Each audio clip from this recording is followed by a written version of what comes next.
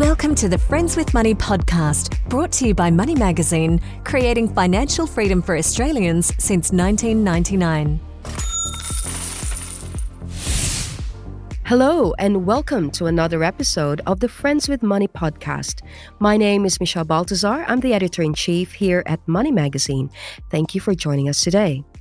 We are talking about home renovations again, backed by popular demand after we did that episode on black mold. If you haven't listened to that one, we will include the link to that podcast episode in the show notes. Her name is Tracie Ellis. She is the founder and CEO of Renovators Directory, the platform that brings together business owners in the renovation sector and consumers requiring their services. She is also the managing director of Tay Projects. Tracie has had a long career in construction and is well respected for her industry knowledge. That's why we thought we'll bring her back to this show on the topic of what to do when you are considering a knockdown and rebuild, i.e. the experts that you need to talk to. Welcome back on the show, Tracie. Thanks, Michelle. No worries. Thank you for joining us. So now we'll go straight to it.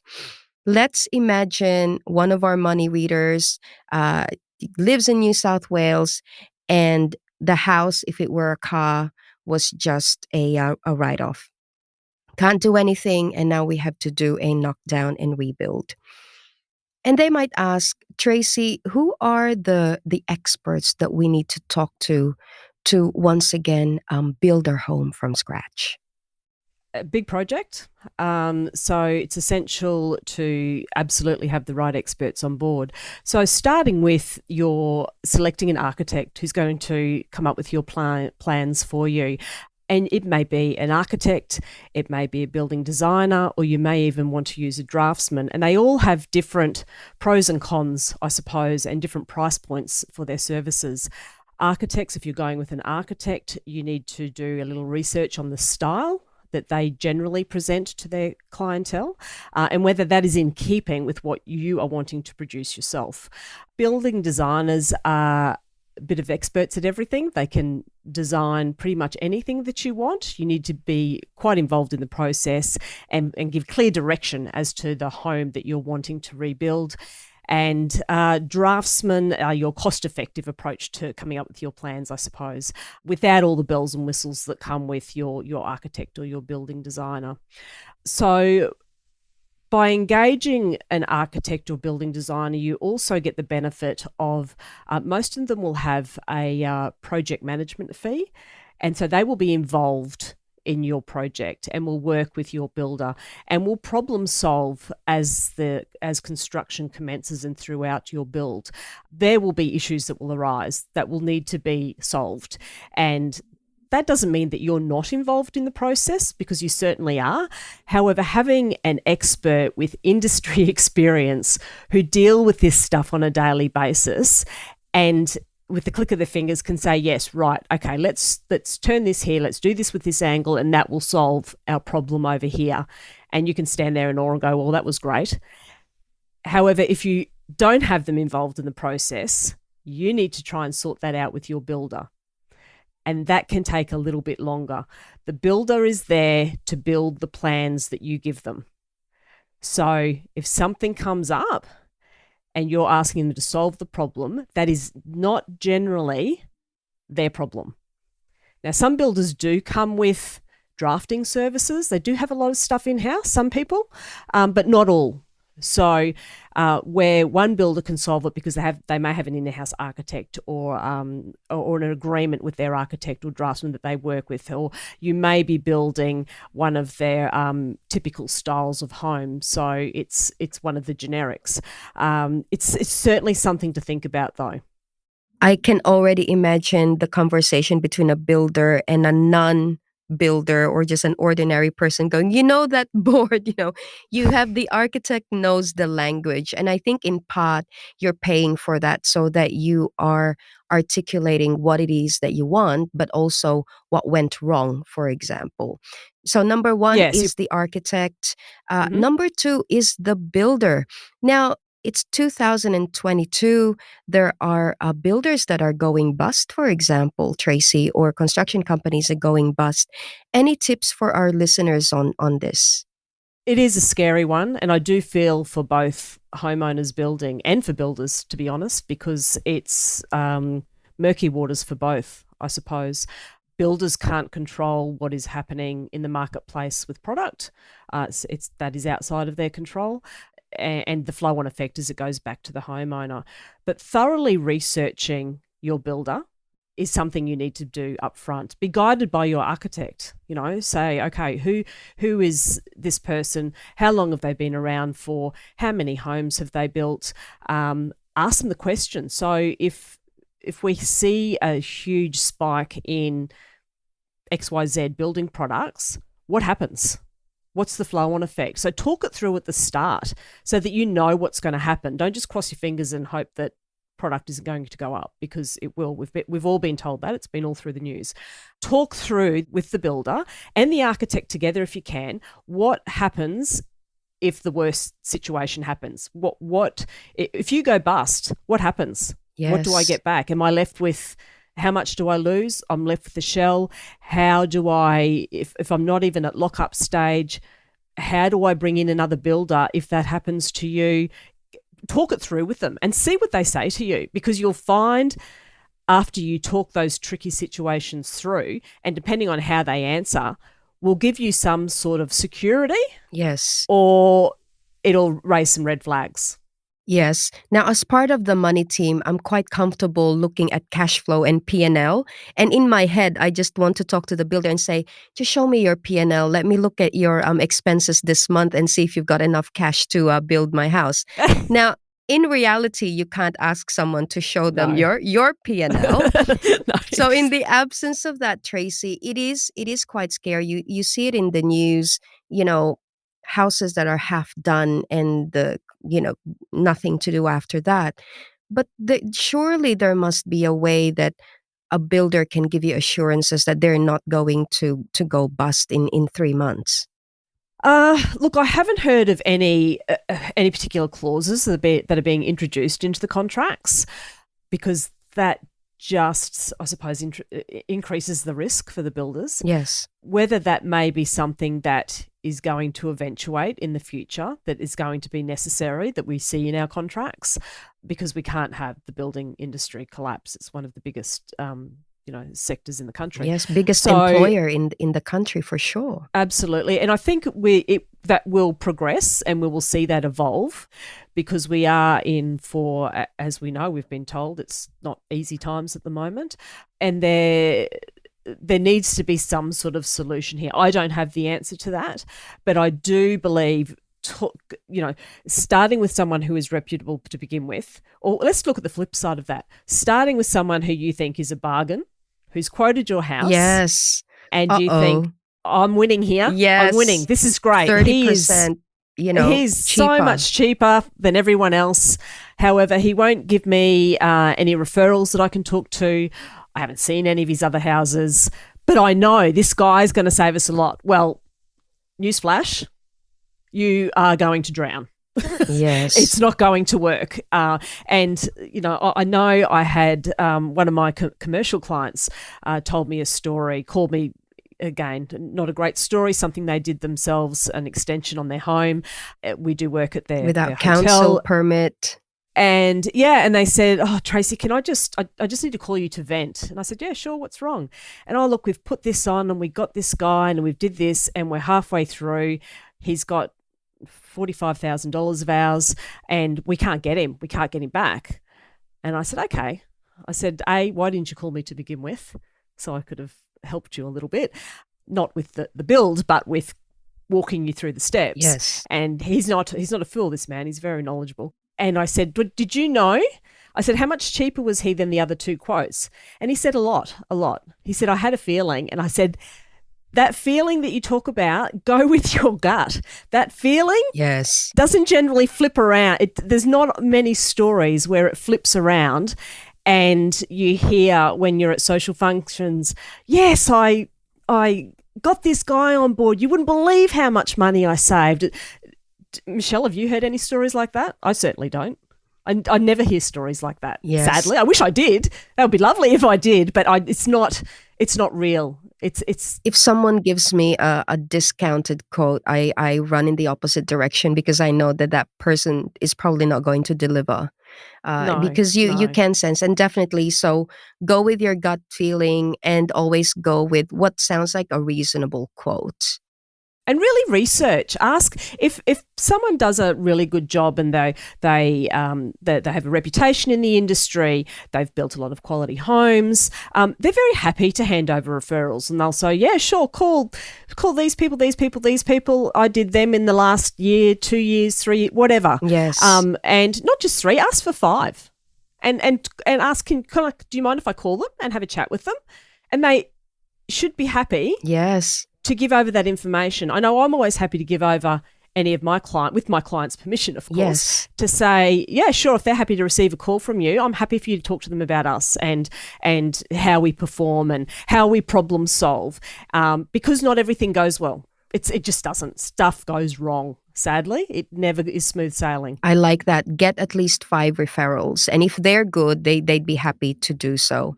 All right. So we've talked about the architect, the builder. Now let's talk about subcontractors. So when you have your builder on board, your builder will manage your subcontractors. Where homeowners come a little bit undone here is where they say, okay, I just want you to do the build, but let's exclude, say, the kitchen. I'm going to do the kitchen myself. And I'm going to do the bathroom. We'll pick those 2 because they're easy to talk about. I mean, not easy to do. And they'll go, okay, so they will remove that from the contract. They'll tell you not to, but you might get some who will. So you then have to organise for your kitchen, your joiner, your plumber, your electrician, all of your appliances. And if something doesn't fit, you have to sort it out. However, if you have that part, the kitchen is in the contract with the builder to look after, the builder has to sort it out. Yes. If you do it, the builder will say, guess what, Michelle? You said you wanted to do it. It's your problem because I'm not making any money off your kitchen. It's not my problem. It's your risk. It's not my risk. And they're little ways that people try to make savings, I suppose, which do sound like a good idea at the time. Or I'll look after the flooring myself. You just say this and already I'm like going, oh no, no. Even flooring is another one. You know, putting carpet in sounds easy, doesn't it? I'll organise a carpet layer myself. That sounds easy enough. However, the builder says, no, Michelle, you can't have your carpet layers come in when our painters haven't finished doing it. There's a process. Yes. Tradies don't like working over the top of each other. They don't work well over the top of each other. They need space to do their work. When you start to come in and go, well, on Monday the 16th, I'm coming in and my guy's going to do the carpet. That's what I'm going to do. Well, guess what? It won't go well. And there will be problems. And it may be you'll get paint on your carpet. Tracie, you're just throwing these lines where I feel like you can write a book on all these things that people say, look, I'll do the tiles myself, or I'll do the fence myself, or, it's just painting the ceiling, those kind of things. So I guess we've covered, those are the 3 key considerations: talk to an architect, a reputable builder, the subcontractors working with the builder ideally. And then finally, this is the big one, the fees. So can you share what should people prepare for when it comes to discussing fees with these service providers? It can vary. It really can. There's no hard and fast rules. We'll start with the draftsman, or draftsperson, I should say, is possibly the more correct way to say that these days. We'll generally give you a fixed fee. Okay, so but there's without all the beautification. So you get your plans. That's it. They'll give you a fixed fee generally. Building designers and architects will take a percentage of the overall project. And that can be a little bit frustrating as a homeowner because you think, well, okay, well, how does that work? If you're doing plans for a $1 million house or a $2 million house, aren't plans? That can be sometimes hard for people to get their mind around, that they get a percentage. Some may do partial fixed and partial percentage, and it's just a matter of talking that through. If you have found a building designer or an architect who you think, oh, I can feel myself working really well with them, I really like them, but I'm struggling with the fees. Again, talk it through. Communication will solve everything. So if you talk it through with them, get an understanding of the fee, they will say to you, okay, this is what's involved. We get this, and this done. And then you start to understand where their fees come from. And they will say, you know, that involves us coming to site and solving and checking on the different stages of the project and ensuring everything is in order.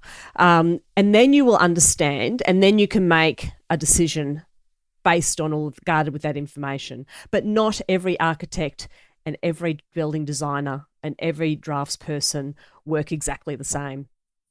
To me, and I know that I'm simplifying this, but when I buy an investment property, you think, all right, you have the purchase price plus X% on top just to get things done. So when I'm thinking about what you just said, I would say if I were to do a knockdown and rebuild, and this is the cost of the house, I probably have to save up maybe between 10 and 20% on top of that to get things happening with an expert team. Does that sound about right? Or Yeah, absolutely. But remember, you've also got your variation at the end of your build. Most people, in the best of prior to COVID, you always have a variation as you're making selections through your build. And most of us see something that's a bit nicer than what has been allowed for, and we go, we'll just go for that.